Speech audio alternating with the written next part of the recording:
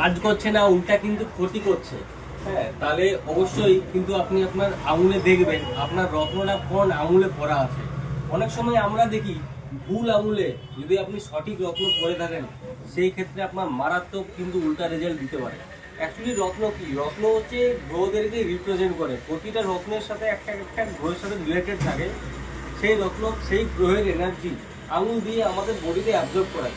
সেই রত্ন যদি আমি ভুল আঙুলে পরে থাকি, যদি আমার পান্নায় লাগবে, সেই পান্নায় যদি আমি যদি অন্য জায়গায় নীলার জায়গাতে পান্না পরে থাকি, মিডিল ফিঙ্গার যদি পান্না পরে থাকি, সেই পান্নায় কিন্তু আমাকে কিন্তু খুব খারাপভাবে রেজাল্ট দেবে। কেমন?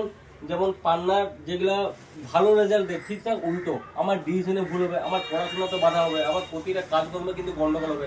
সেই রক্তমহল যদি আমি ভুল আঙুলে পরে থাকি, আমার চোট আঘাত বাড়বে, ঠিক আছে, আমার মাথা গরম হয়ে যাবে হঠাৎ, আমরা কিন্তু ঝগড়া বাড়বে, আমার কিন্তু ফ্যামিলির সাথে আমার কিন্তু ঝগড়া বাড়বে। তাহলে অবশ্যই রত্ন কিন্তু আপনি পরে আছেন হাতের মধ্যে।